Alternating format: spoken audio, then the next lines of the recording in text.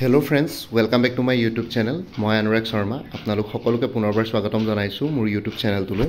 আজি মই আপোনালোকৰ সন্মুখত এটা নতুন ভিডিঅ' লৈ উপস্থিত হৈছো আৰু আজিৰ ভিডিঅ'টোত মই আপোনালোকৰ সৈতে শেয়াৰ কৰিম, ডিসকাস কৰিম অসম লোক আয়োগ আসাম পাব্লিক সাৰ্ভিস কমিশনৰ শেহতীয়াকৈ কি আপডেটছ আহিছে লগতে বা আপকামিং কি আপডেটছ আহিব পাৰে সেইখিনিৰ ওপৰত অকমান মই আপোনালোকৰ সৈতে শেয়াৰ কৰিম। এনেকুৱা ধৰণৰ ভিডিঅ' মই মান্থলি 3-4টা মান বনাই দিও সো দ্যাট আপোনালোকে যি সকলে এপিএসিৰ লগত বেছি টাচত নাই, যি সকলে ব্যস্ত থাকে নিজৰ লাইফ সো তেওঁলোকে যাতে অকমান কেতিয়াবা মোৰ ভিডিঅ'ৰ নটিফিকেশন পাই পেলাই গম পায় এইখিনি বস্তু। সো আৰু লগতে ইয়াৰ আগতে এটা কথা ক'ব বিচাৰিছো, আমাৰ ইউটিউব চেনেলটোৱে 70,000 সাবস্ক্ৰাইবাৰ্স ক্ৰছ কৰিলে। সো আপোনালোক সকলোলে ধন্যবাদ জনালো যে ইমানখিনি মোক মৰম আৰু সাপোৰ্ট কৰিলে। আগলৈও এনেকুৱাকে মৰম আৰু সাপোৰ্ট কৰি যাব সো দ্যাট মই আৰু অলপ ভালকে কন্টেন্টছ বিলাক আৰু অলপ ইমপ্ৰুভ কৰিবৰ কাৰণে ইনস্পিৰেশন পাওঁ বা ইমপ্ৰুভ কৰিবৰ কাৰণে মোটিভেট হ'ব পাৰো। ঠিক আছে, সো এইখিনিয়ে আশা ৰাখিলো আপোনালোকৰ পৰা আৰু লগতে বাকি সকলোলে থ্যাংক ইউ সো মাচ। আপোনালোকৰ অবিহনে এইখিনি পসিবল নাছিল বাৰু। আৰু লগতে এতিয়া আমি আমাৰ আজিৰ ভিডিঅ'টোলৈ আহো অসম লোক আয়োগৰ কি আহিছে নতুনকে। সো ইয়াতে দেখিছে লেটেষ্ট আপডেটছ ফ্ৰম এপিএসি। এটো মই এপিএসিৰ অফিচিয়েল ওয়েবসাইট নহয়, এপিএসিৰ মই এপ ইউজ কৰি আছো। ঠিক আছে, এই এপটো আপোনালোকে পাই যাব।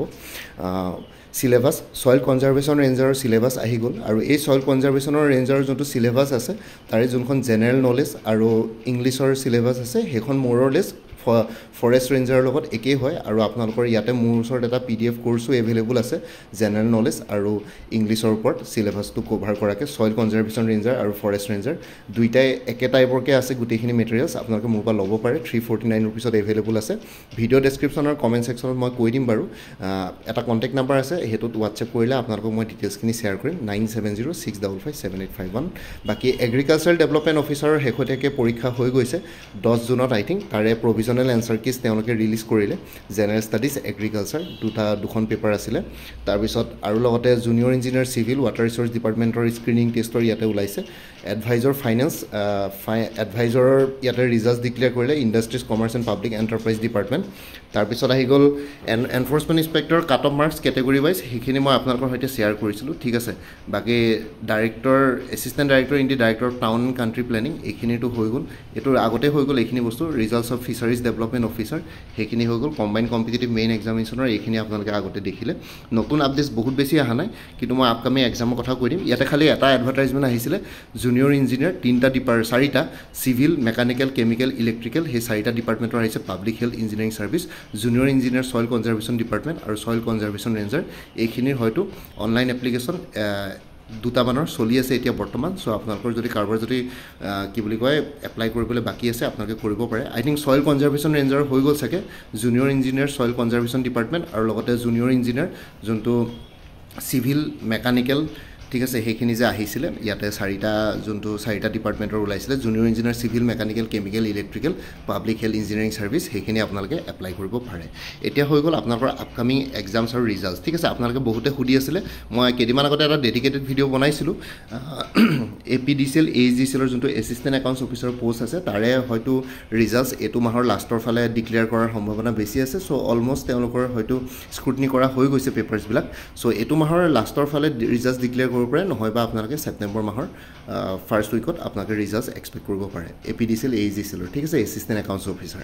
তাৰপিছত নেক্সট সেই APDCL AHDCLৰ নেক্সট ষ্টেজটো কি হ'ব এতিয়ালৈকে আমি গম নাপাম। মেবি ডকুমেণ্টছ ভেৰিফিকেশ্যন হ'ব পাৰে ডাইৰেক্ট, নহয়বা এটা ইণ্টাৰভিউ ষ্টেজ থাকিব পাৰে। ঠিক আছে, এতিয়ালৈকে এইটো গম পোৱা নাই। আৰু লগতে আপোনালোকৰ নেক্সটটো হৈ গ'ল ইন্সপেক্টৰ অফ লিগেল মেট্ৰলজি আৰু জুনিয়ৰ ডেভেলপমেণ্ট অফিচাৰ। এই দুটাৰ পৰীক্ষা আপোনালোকৰ ছেপ্টেম্বৰ মাহত অনুষ্ঠিত কৰাৰ সম্ভাৱনা বহুত বেছি আছে। সো ছেপ্টেম্বৰ মাহত এই দুটা পৰীক্ষাৰ কাৰণে যিসকলে এপ্লাই কৰিছিলে আপোনালোকে সাজু হৈ থাকক। আৰু লগতে আপোনালোকৰ আপকামিং সয়েল কনজাৰভেশন ৰেঞ্জাৰ আৰু ফৰেষ্ট ৰেঞ্জাৰৰ পৰীক্ষা আৰু সয়েল কনজাৰভেশন ৰেঞ্জাৰ আপোনালোকৰ পৰীক্ষা আপোনালোকে হয়তো ডিচেম্বৰ জানুৱাৰীত এক্সপেক্ট কৰিব পাৰে। যোনটো ফাৰ্ষ্ট ষ্টেজ থাকিব সেইটো ডিচেম্বৰ জানুৱাৰীত আপোনালোকে এক্সপেক্ট কৰিব পাৰে। ঠিক আছে, সো এইখিনি জনাবৰ কাৰণে ভিডিঅ'টো বনালোঁ। বাকি অন্য এক্সামছবিলাকতো APSC ডিপাৰ্টমেণ্টেল এক্সামছবিলাক পাতি থাকিব। অন্য এক্সামছবিলাকৰ ওপৰত মোৰ বহুত বেছি মই যোনখিনি চ'ৰ্চৰ পৰা ইনফৰ্মেশ্যন পাইছিলোঁ তেওঁলোকে এইখিনি বস্তুৱে মোক জনাইছে এতিয়ালৈকে। বাকি অন্যবিলাকৰ কথা তেওঁলোকে বিশেষ একো গম নাপায়। ঠিক আছে, এইখিনি যোনবিলাক সোৰ্সেছ মই মানে সোৰ্সেছৰ পৰা মই ইনফৰমেশ্যন পাওঁ তেওঁলোকে হয় ডাইৰেক্টলি তেওঁলোকে হায়াৰ লেভেল অথৰিটি নাই APSCৰ সো তেওঁলোকে গুটেইখিনি বস্তু গম নাপায় হায়াৰ লেভেলত কি ডিসিশন লয় সো তেওঁলোকে যেটো গ্ৰাসৰুট লেভেল বা গ্ৰাউণ্ড লেভেলৰ এমপ্লয়িজ হয় সো তেওঁলোকে যিমানখিনি মোক জনায় মই সেইখিনি আপোনালোকক জনাব পাৰো তাতকে বিশেষ ইয়াতকে বেছি একো জনাব পৰা নাযায় বাকি আৰু আপকামিং এটো বছৰ কি কি ভ্যাকেন্সি আহিব তাৰ ওপৰত এটা ভিডিও বনাম বাৰু এতিয়া বৰ্তমান মই আৰু অলপ ইনফৰমেশ্যন গুটাব লাগিব ঠিক আছে কালেক্ট কৰিব লাগিব তাৰ পিছত মই আপোনালোকৰ সৈতে শেয়াৰ কৰিব পাৰিম ঠিক আছে সো এইখিনি জনাবৰ কাৰণে ভিডিওটো বনালো আজি বাকি আপোনালোকৰ কি বুলি কয় ইন্ডিপেন্ডেন্স ডেৰ শুভেচ্ছা থাকিলে সকলো ভাৰতীয়লে আৰু লগতে কথাটো হ'ল যে আপোনালোকে যদি আপকামিং কি বুলি কয় এক্সামছ বিলাকৰ কাৰণে প্ৰিপাৰেচন কৰি আছে তেতিয়া হলে আপোনালোকৰ ইয়াতে গুৱাহাটী হাই কোৰ্টৰ জুনিয়ৰ এডমিনিষ্ট্ৰেটিভ এছিষ্টেণ্টৰ এটা ফুল কোৰ্স এভেইলেবল আছে 375 ত কোনবা যদি ইন্টাৰেষ্টেড আছে এটো নম্বৰ WhatsApp কৰিব পাৰে 9706557851 ত APSC ফৰেষ্ট ৰেঞ্জাৰ আৰু সয়েল কনজাৰভেশ্যন ৰেঞ্জাৰৰ ফুল কোৰ্স এভেইলেবল আছে মই কলোৱে এইমাত্ৰ অকমান আগতে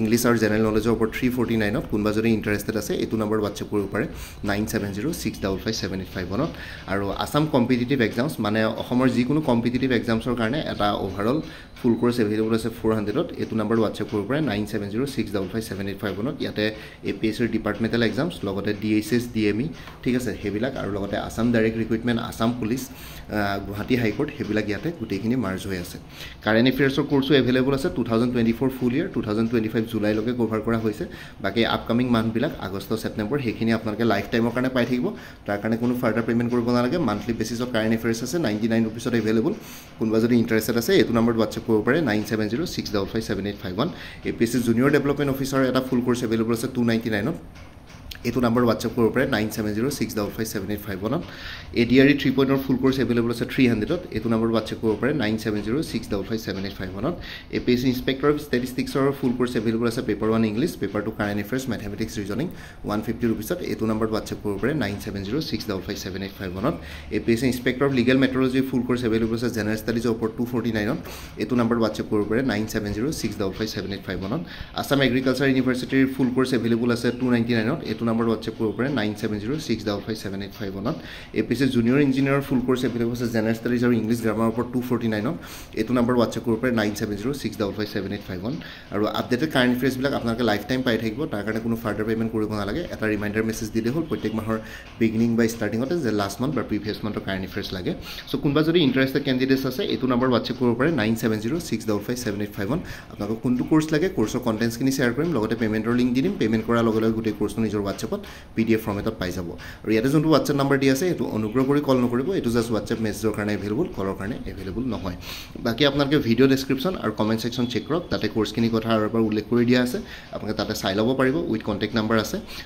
আৰু লগতে সৰি আৰু লগতে মোৰ আৰু এটা চেনেল আছে অসমাইকি বুলি এই চেনেলটোৰ লিংকটো এই ভিডিওটোৰ ডেসক্ৰিপচনত দি দিছো আপোনালোকে হেতু চেনেলটো সাবস্ক্ৰাইব কৰি ল'ব পাৰিব সো ভৱিষ্যতলৈ এনেকুৱা ধৰণৰ কম্পিটিটিভ এক্সামছ বিলাক দিয়াৰ ক্ষেত্ৰত আৰু অলপ এক্সট্ৰা গাইডেন্স পাই যায় বাকি মোৰ ভিডিওছবোৰ চাই যদি ভাল পায় মোৰ চেনেলটো সাবস্ক্ৰাইব কৰি ল'ব আৰু লগতে আপোনালোকৰ যিমানখিনি ফ্যামিলি ফ্ৰেন্ডছ ৰিলেটিভছ আৰু চিনাকি এক্সপেৰিয়েন্স আছে তেওঁলোকৰ লগত মোৰ চেনেলটো শেয়াৰ কৰিব লগতে কমেন্ট সেকশনত জনাব কিবা যদি কোৱেশ্চন থাকে ডাউট থাকে মই নিশ্চয় আপোনালোকৰ কোৱেশ্চনছ আৰু ডাউটছ বিলাকৰ ৰিপ্লাই দিবলৈ চেষ্টা কৰিম বাকি আজিৰ ভিডিওটো ইমানতে সমাপ্ত কৰি আপোনালোক সকলোৰ পৰা বিদায় ললো কাইলে পুনৰ এটা নতুন ভিডিও লৈ আপোনালোকৰ সন্মুখত উপস্থিত হ'ম তেতিয়ালৈকে ভালকৈ প্ৰিপাৰেচন কৰি থাকক সকলোলৈ অল দি বেষ্ট থাকিলে bye and take care friends Bharat Mata কি জয় জয় আই অসম